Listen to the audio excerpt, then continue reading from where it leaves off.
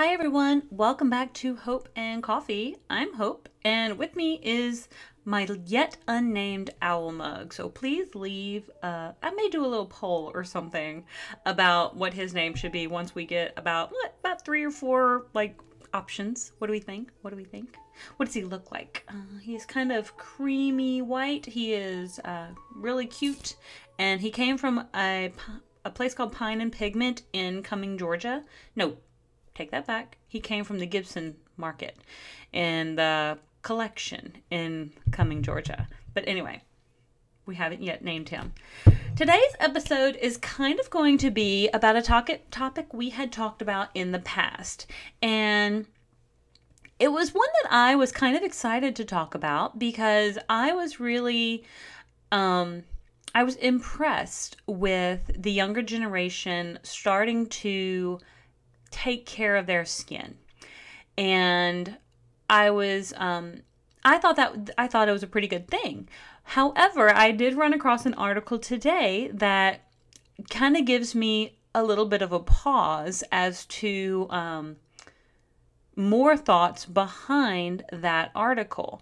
And I wanted to share that because I'm not here to be one-sided on a lot of different things. I do believe skincare is important. I believe that we should love our skin the way that we love our mind and the way we love our body.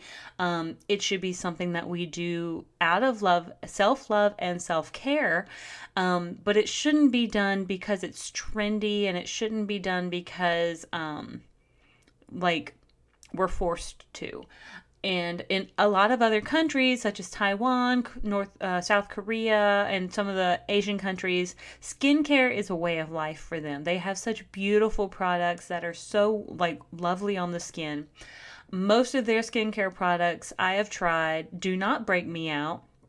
Most of them are very gentle, very good cleansers, and I can see why the people of those cultures have such lovely skin when they take care of it in those ways, is they have some very good products.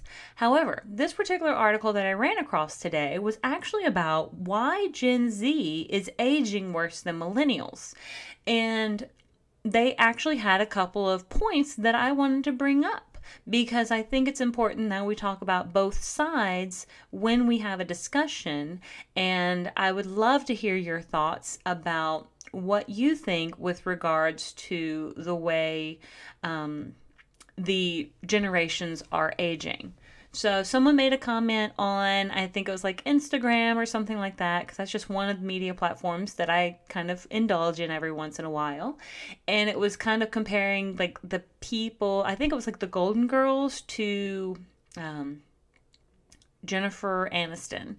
And Jennifer Aniston in her 60s looks way younger than the Golden Girls when they were in their 60s.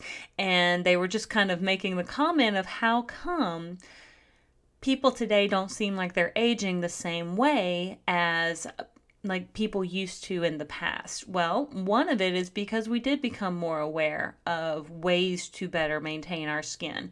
Now, it has actually come to light here, not in the, I don't want to say recent past, but some of the products that our grandparents used were actually some pretty good products. Some of them were not great, but some of them kind of seem to be able to withstand the test of time a little bit. So there are those ageless beauties who you never can tell how old they are, who have used products for so much of their life and have such lovely skin. And I think it's because they probably took gentle care with their skin. And maybe that's step number one that we need to be more aware of, is we need to be more gently aware of what we're doing to our skin. And maybe that's why Gen Z is also not aging as well, or in these studies, as millennials have. But going into the first one they mentioned was cosmetic procedures being more available. So it seems as though cosmetic procedures are, and these are, I don't want to call them over-the-counter cosmetic procedures, but you can go to a lot of skincare clinics dermal clinics, facial clinics, and get things such as Botox and fillers and things of that nature. You can get chemical peels, you can get lasering. Pretty much by the time you're 18, if you are legal and you have the money, you can walk in there and get most of these things done. You do usually have to sign a waiver, but you can get most of these things done. And one of the notes in this particular article was saying that perhaps because it's so much more readily available, you don't have to go to doctors like you used to, and there is much more option to go out there and find. And if this place won't do it, then someone else might be willing to do it. So that's a possibility. Because I will say, I'm a millennial, and I will tell you, my generation, and possibly the generation right before me, we were addicted to tanning beds. So I'm so sorry. Like, I know those things are awful, but we really didn't know in like the early 2000s, late 90s, early 2000s. Like, we knew they were bad, but we didn't know how bad. So of course, now that we are like several decades away from the popularity of those things, you can still find tanning salons. And I don't mind going to get a spray tan every once in a while. I got one for my cousin's wedding and I loved it, and it looked great for about a week, and I loved the glow. I still have some sunless tanning mousse that I got from Ulta the other day that I'm super excited to use, but I don't go to the tanning bed anymore, and I try when I go out in the sun or daily to wear sunscreen, especially on my face, because I just know that my mom has had some squamous cell and other people in my family have had that, and I know it's not a great thing.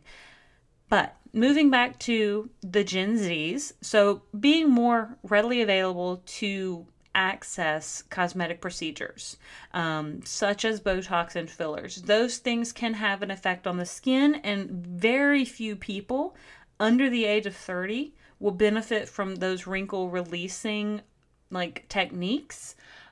Like, I know you can get Botox in your masseters. That's the jaw right muscle right here. If you have TMJ real bad, it's pretty much lockjaw. I have lockjaw. I have gotten about 20 units in each side before. It was not for cosmetic purposes. That's the only time I've ever had Botox. I wanted to see if it would help loosen my masseters. And honestly, they were like, girl, you need to come back and get a whole heck of a lot more because your masseters are solid as rock. And I said, yes, I know. But so that was just one of the things. Getting also semi-permanent makeup.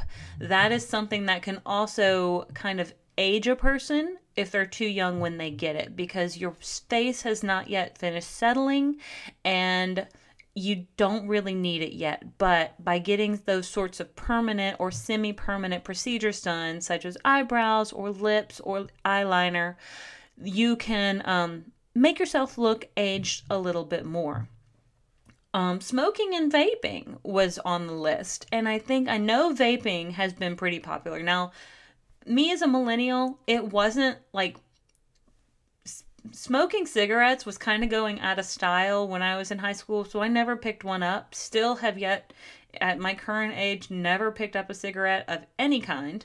The only time I've actually, I've dreamed I've done it, but I've never actually done it. And so, and then vaping was on the other side, so it was not something that I was interested in either. So for me as a millennial, that was never really a consideration because we saw our parents smoking. I didn't see my parents smoking. They didn't smoke, but it seemed like a gross habit and never wanted to pick it up. And then the vaping was after my time, and I just still, again, never wanted to pick it up. However, Gen Z, apparently it was fashionable for a while, and that sort of habit that lifestyle can affect your skin and can cause premature wrinkles as well as dark spots and other sorts of adverse effects. And one of the others is actually misusing skincare products, using overly harsh products when you don't need them, such as exfoliators or chemical peels or abrasives that your skin does not need. So this particular article talked about how a 14-year-old does not need a 10-step skincare line, product, plan. Now, a good skincare routine is always really important to have, but it's usually going to be like cleansing, moisturizing, and like toning, or cleansing, moisturizing, and like a sunscreen. So you want to keep it pretty simple. Even in your day-to-day routine, you can probably still keep your skincare routine pretty simple. As you get older, that's when you want to think about maybe adding those few additional beneficial products to be able to help with fine lines, wrinkles, spots, and those sorts of things. I know I've kind of started picking up a few things when I go to like places to see if they'll work for my skin. That my skin is pretty sensitive, so I usually have to get a sample or a very small trial size to see if my skin will react adversely before I go to purchase a full-size product. But anyway, I would love to know what you think about this article. I would love to know what you think in regards to people growing up or looking as though they're aging worse than other generations. What do you think? Please leave your comments down below. I will be reading and responding to comments. Like I said, took about a month off. I am back. I am trying to post about 5 times a week, and I even got a new camera, so I don't even know if you can tell. But got a new camera, so now you get a little bit of a better view. Hopefully it's a little more clear and crisp. And I will see you all on the next page. Have a great one. Bye.